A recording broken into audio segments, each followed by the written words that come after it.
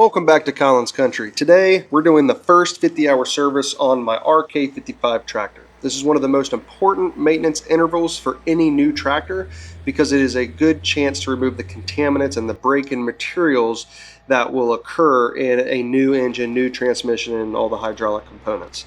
So taking the time to do this now will protect the tractor longer, and it'll just keep it running strong for years to come.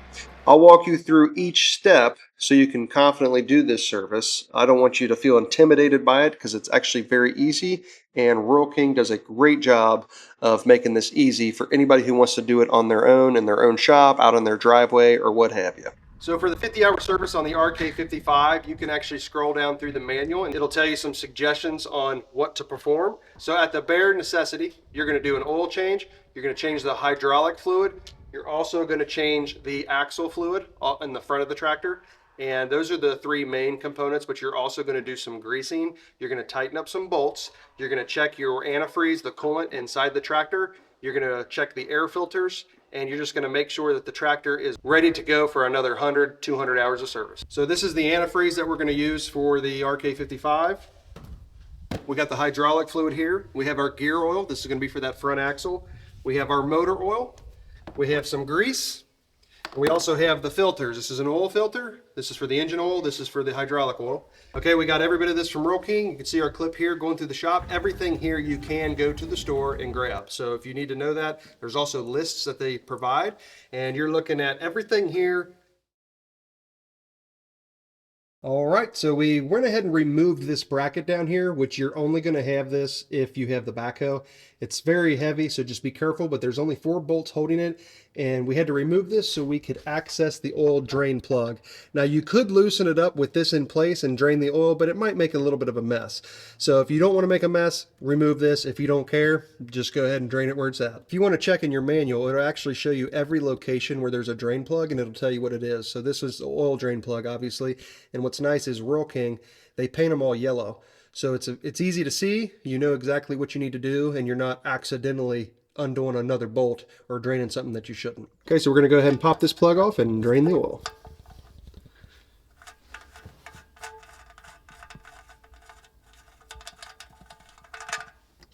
There you go. While the oil is draining out of the pan, we're going to go ahead and pop the hood, pull off this side panel. We're going to open up the oil fill cap, and that way that oil drains a little bit smoother and allows that air to come in.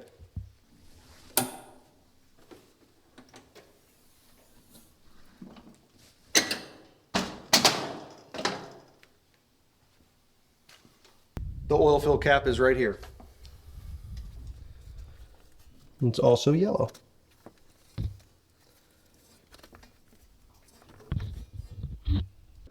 We're going to go ahead and put the oil plug back in place. There's also a crush washer on here, so if you feel the need, you will need to replace that. It helps get a good seal so the oil doesn't seep out.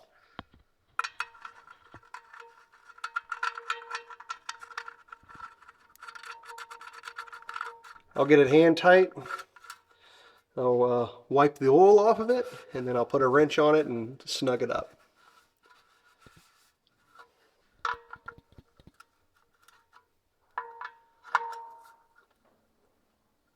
Now that we have that in place, I'm going to go ahead and put up this framing member for the backhoe. Like I said, you may not have this. If you have a backhoe attachment, you will have this. So I'm going to go ahead and put it on. It's a little heavy, so just be careful. And there's 4 bolts that hold it in place.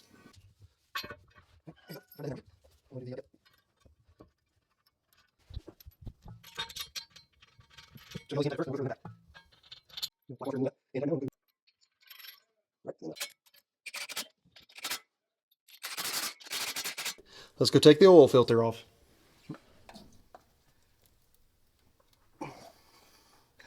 From the manufacturer, they usually paint the engines with these on, so you might find that the very first filter you take off is extremely tight. See if you can break that paint loose, and it should come right out like this one did.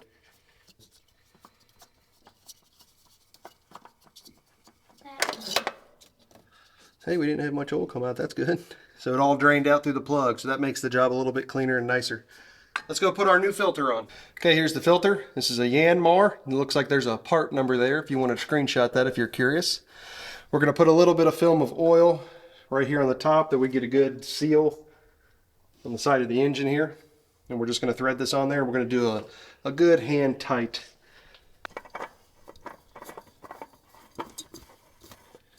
Threads on there nicely. I'm just going to hand tighten that. There's no reason to go crazy with it.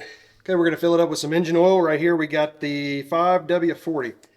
All right, so I got a funnel here. We're going to put it right in the oil fill cap that we took off earlier.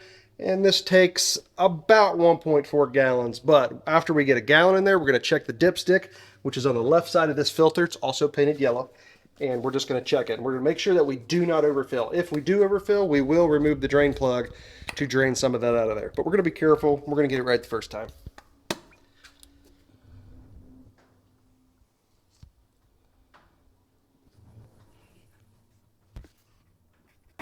That's 1 gallon. I'm going to check the dipstick just in case, but I'm sure we're going to have to add more. Probably won't even be touching the bottom. I actually did reach the bottom. How about that? All right, going to stick it back in. We're going to do a fresh gauge here. We're going to go back through and look.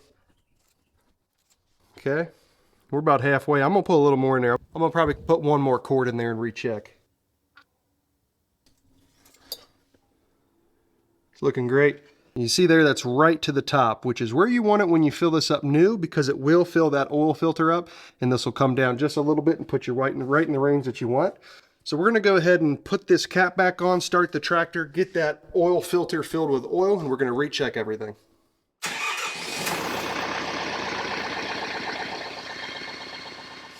Okay, I'm going to recheck this engine oil level one last time.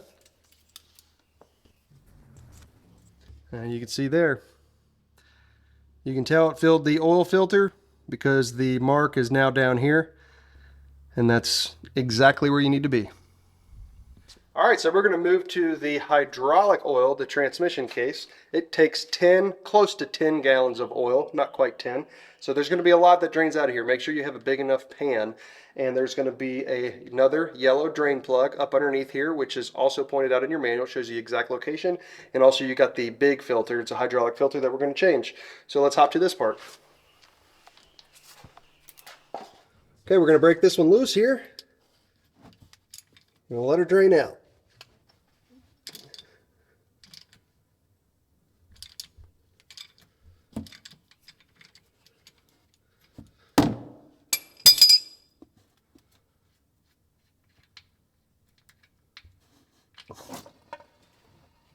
Alrighty, we'll give that a minute to drain. We're going to go on the back side and open up the fill port to allow this to vent through. Should be good. You also have a magnet on the ends of these plugs. Make sure you clean any debris off of that. That's there by design, so it does pick up any debris. Clean that off. Okay, so we're at the back of the tractor. This is the fill port. We're going to go ahead and open that up to allow all the hydraulic fluid to flow very nicely. Okay, we'll let that drain for a bit. All right, we went ahead and put some sealant tape on this, Teflon tape of any kind, and we're going to go ahead and replace this plug. Put her back in here, get her all nice and tight. All right, so now that we got all that drained, we got the plug replaced, we are going to now get this hydraulic oil filter off of here. This one will probably be painted too.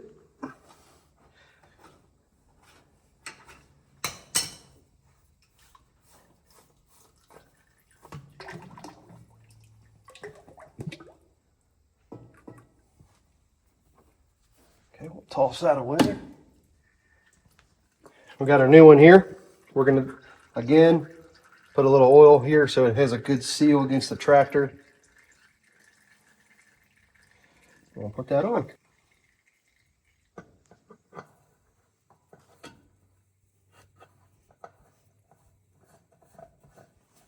We're going to hand tighten this one as well. And you can really get your hands in here and tighten pretty good. So it's a lot to leak out, so don't make sure it don't leak. All right, cool. Well, now it's time to fill her back up. All right, we're going to go ahead and start filling the tractor up with hydraulic fluid here. You see my funnel here. I kind of got it routed around so I can put some heavy fluid in that, and it'll stay there. It might take a little bit, but we got to put basically 10 gallons in there. You're going to want to check it once you get in the tractor and run it for a little bit. but we'll probably do about 9 gallons, run the tractor, check it, and then top it off.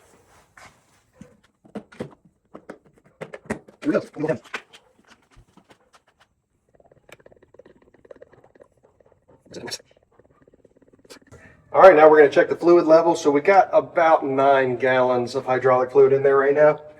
So again, it's painted yellow. So this is the dipstick back here. And it definitely is on there. Let me check it one more time. It's hard to tell. This stuff's very clean and clear. So yeah, that looks pretty good. So what I'm going to do is go ahead and start the tractor, and I'm going to shift through the gears, raise and lower the booms and everything, and put everything at rest. And I'm going to check this again, and we'll top it off once we do that. So let's go ahead and start. I'm going to go ahead and leave this there just like that. We'll start it, see what happens.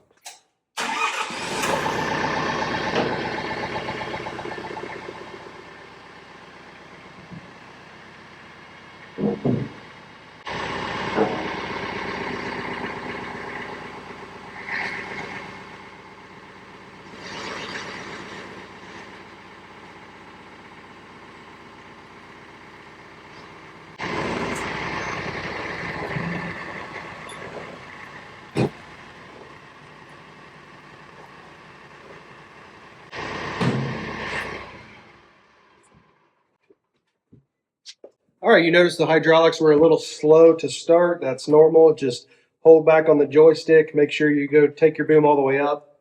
Make sure you get everything into like bypass. So as you go up, you'll hear it go womp. That's bypassing. So you'll know that fluid circulating correctly. So we're going to let this settle for just a minute, and then we're going to check the fluid, and we'll top it off as needed. Okay, we just checked the fluid. We did add just a little bit more, and we went ahead and replaced our cap. Hydraulic fluid and hydraulic oil filter is done and completed, so that's ready to go. Now, also for our 50-hour service, we are going to have to drain the front axle, and that takes gear oil, so we're going to go ahead and start working on that right now. So this is the front axle up here, and you have drain ports underneath the drives of each wheel. You also have vent ports up top. Hey, guess what? They're also painted yellow, so it makes it so much easier. So also there is a drain plug in the center of this axle, also with a fill port above that. So that's going to be the main drain port. So let's get started on this. I have a smaller oil pan with a cutout on it, so where you don't have to lift the tractor up or nothing. Should just be able to drain out each drive. So let's get on it. All right, so here is the main drain plug on this axle. Here are some drain plugs here. These are vent plugs up here, so you can pull them out. That'll allow these to drain properly. We're going to go ahead and loosen up this one here.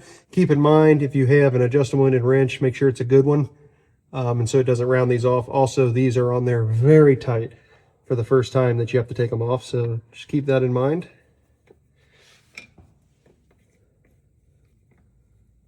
I've already actually broke this one loose off camera because I knew it was going to be tight.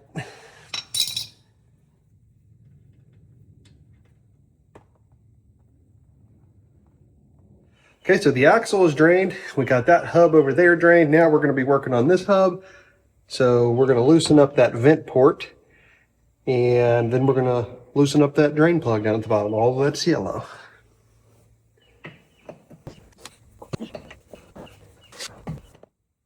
Made a little bit of a mess, but not too bad. It's kind of tight in these quarters. All right, we're going to go ahead and put this plug back in down here. We got everything drained out of there. She's empty. Okay, now that we got the entire axle and the final drives drained, we're going to go ahead and fill it with this gear oil, which is 80W90. And we're going to remember to leave these vent plugs out above the final drives. Let this fill, let that oil drain down into them drives before we replace those vent plugs. That way we don't have any air pockets or anything like that. So let's start putting some oil in this sucker.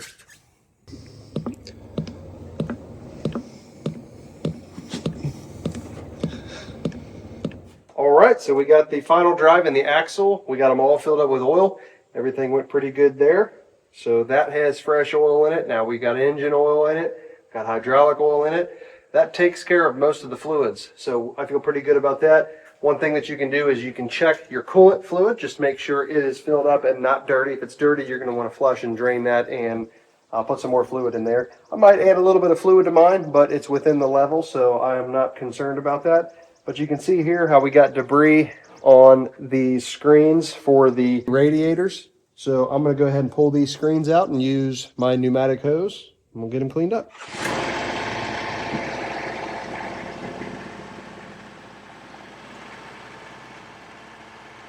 You always want to be cautious about standing underneath something that's being held up with hydraulics, because if the line were to bust, it would fall and kill you.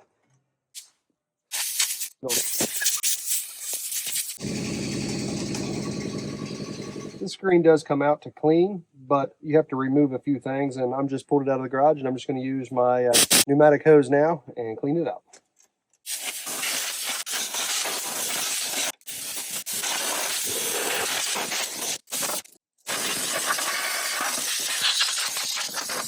Okay, we got that cleaned out pretty good. So now we're going to actually open up this air filter. This is the engine air filter. We're going to check that, make sure everything looks good there, and we'll blow it out if need be.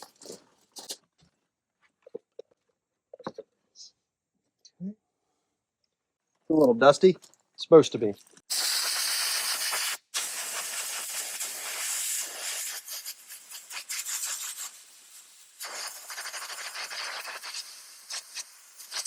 All right, that'll be good enough. That's pretty clean. You can replace these if you need to.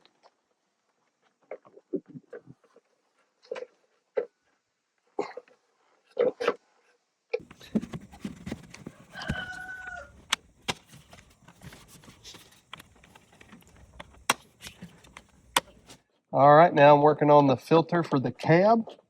And we're going to just blow these out. I believe we have one on each side. Whoa. There you go. These look very clean. I'm actually not even going to blow that out. Look at that. Maybe I'll blow this little black screen out, but those look great.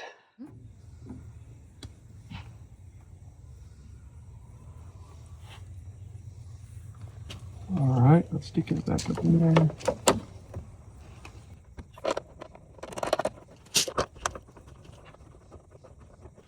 Okay, we'll check the other one and we'll call that good. Okay, and I think this is going to be a great stopping point for this 50-hour service. It's the last thing that we're going to have to do, and it's to grease every fitting on this tractor. Like I said, your manual for both your loader and the tractor itself will show you where every grease fitting is. So make sure you don't miss any. There are quite a few. You can get a grease gun like this. This is from Milwaukee. Keeps greasing things a lot easier, a lot nicer. But we're going to start greasing the loader here. And man, this makes the job so much easier when you have a tool like this. But we're going to go through here and grease every single fitting.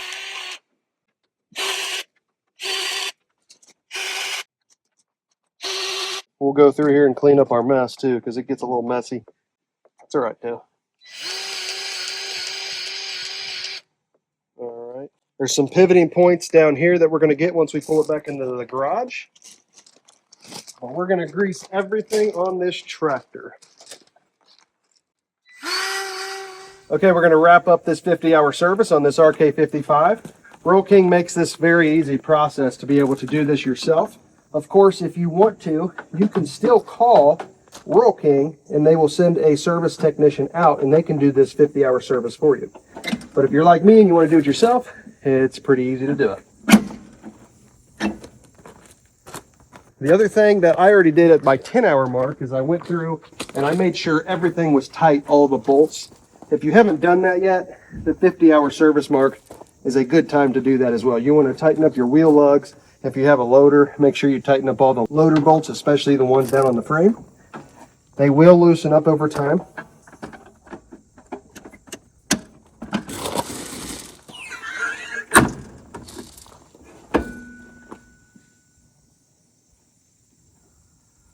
This is a great tractor. It really is. It's easy, serviceable. And there we have it. She's fresh, she's clean, she's got a drink of fluid. Easy peasy.